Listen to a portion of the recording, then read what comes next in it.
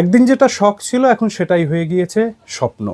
আমি রয়েছি আসানসোলের অনামিকা মুখোপাধ্যায়ের সঙ্গে এবং তিনি একজন ভারোত্তোলক এবং তিনি বর্তমানে এশিয়া প্যাসিফিক যে প্রতিযোগিতা হলো ভারোত্তোলন প্রতিযোগিতা, সেখানে তিনি দেশের হয়ে প্রতিনিধিত্ব করে তিনি রূপও জয় করে দেশে ফিরেছেন। সামনে রয়েছে কমনওয়েলথ ভারোত্তোলন চ্যাম্পিয়নশিপ প্রতিযোগিতা, সেখানেও যাওয়ার ইচ্ছে ছিল, কিন্তু সব কিছুতেই বাদ সাধছে অর্থ। অনামিকা একদমই মধ্যবিত্ত পরিবারের মেয়ে, বাবা সামান্য একজন নিরাপত্তারক্ষীর চাকরি করেন, ফলে সংসার চালানোই তার পক্ষে বড় দায় হয়ে উঠেছে। কিন্তু আশেপাশের প্রতিবেশী এবং শুভানুদায়ীদের সাহায্যে এশিয়া প্যাসিফিকে গিয়েছিলেন, সেখানেও প্রায় 3.5 লক্ষ টাকা তার খরচ হয়েছে। আগামী দিনে লক্ষ লক্ষ টাকা খরচ কিন্তু এই ভারোত্তোলন প্রতিযোগিতায়। তার ডায়েট আছে, তার পোশাক আছে এবং অন্যান্য নানান ইকুইপমেন্টস আছে। সব কিছু নিয়ে এই খরচ সাপেক্ষ খেলা নিয়েই স্বপ্ন দেখছেন কিন্তু অনামিকা। আমি আর দিদি একটা জিমে যাই ওয়েট লসের জন্য।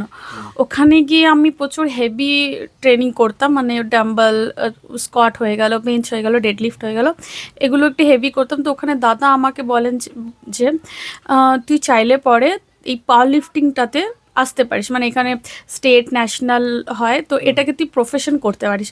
তো ওই জিনিসটা আমার তখন আমি ওটাকে কি করলাম যে আমি জেদ করে নিলাম যে হ্যাঁ আমাকে খেলতে হবে, মানে আমার ভালো লাগে ব্যাপারটা। তো ওখান থেকে স্টার্ট হওয়ার পর আমি ভাবলাম যে যখন আমি করবই, তো একটা ভালো কোচের কাছে গাইড মানে যাওয়ার জন্য। তো ওই কারণে আমি খোঁজ নিই ঝাড়খণ্ডে বোকারোতে দেবী প্রসাদ চ্যাটার্জি। দেন ওখান থেকেই আমার এই ট্রেনিংটা শুরু, এই জার্নিটা শুরু। কতদিন আগে থেকে? 4 বছর আগে। আচ্ছা, তো তারপর সাকসেস কি হয়েছে? সাকসেস এখনো অবধি এই যে many times district, state gold medalist, eastern zone gold medalist, then federation cup gold, senior national participation. কারণ সিনিয়র ন্যাশনালের মতন একটা জায়গায় নিজের পারফরমেন্স দেওয়া অনেক বড় ব্যাপার। তারপর হচ্ছে যে এশিয়া প্যাসিফিকে সিলভার মেডেল অর্জন করেছি রিসেন্টলি, আমাদের 6 জুলাই সাউথ আফ্রিকাতে যে গেমটা ছিল, ওখান থেকে আমি সিলভার মেডেল অর্জন করেছি। এমনি আগামী লক্ষ্য কি? আগামী লক্ষ্য তো আমার ইচ্ছা আছে ওয়ার্ল্ড কমনওয়েলথ, এখন ওটার জন্য ট্রেনিং চলছে। এই যে কমনওয়েলথ চ্যাম্পিয়নশিপ হচ্ছে কানাডায়, সেটা তো তোমার যাওয়ার ইচ্ছে ছিল? হ্যাঁ একদমই, হ্যাঁ অর্থ তো মেন হচ্ছে যে এখন অবধি পরবর্তীতে অনেক গেম আছে আমার খেলার খুবই ইচ্ছা আছে, কিন্তু আমার পক্ষে পসিবল না। কি নিজের অলরেডি অনেক টাকা খরচা আছে, আমি চাইছি যদি স্পন্সরশিপ পেতাম আমি আমার পারফরমেন্স আরও ইনক্রিজ হতো, আর অনেক অনেক অনেক অনেক মেডেল আমি আনতে পারবো। যেমন হলো আবার ফেডারেশন কাপ, আবার সিনিয়র ন্যাশনাল খেলার ইচ্ছা আছে। এই মানে এত খরচ কেন এই খেলায়? এই খেলায় প্রচুর খরচা, যেমন হচ্ছে এক একটা কস্টিউমের দামই 22,000 25,000। তারপরে হয়ে গেল একটা বেল্টের দাম 30,000 টাকা, একটা নিকেপ কিনতে যাবেন। তারপরে তো ডায়েটের প্রচুর খরচা, একটা পাওয়ার লিফটিং আপনি ওয়েট উঠাচ্ছেন, আপনাকে ডায়েট তো প্রপার নিতেই হবে।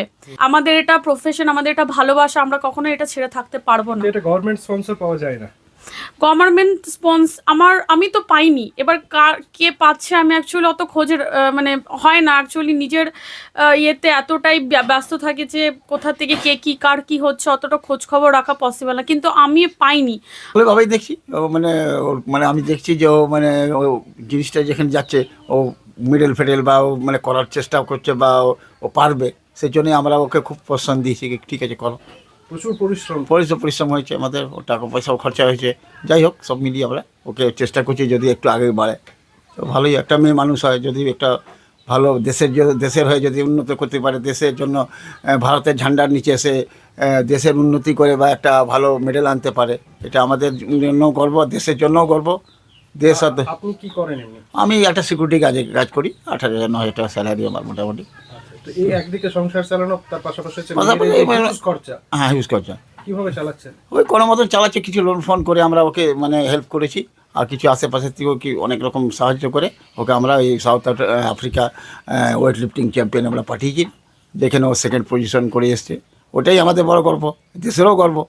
তবু সে আশায় রয়েছে, যদি কোনো সরকারি সাহায্য কিংবা কোনো শুভানুদায়ী বা কোনো সংগঠন এসে তার পাশে দাঁড়ায়, তাহলে হয়তো আগামী দিনে সে এইভাবেই জয় করে আসবে এবং একের পর এক রূপো থেকে সোনার পদক তার জয়ের লক্ষ্য রয়েছে। আসানসোল থেকে তারক চট্টোপাধ্যায়, ETV ভারত।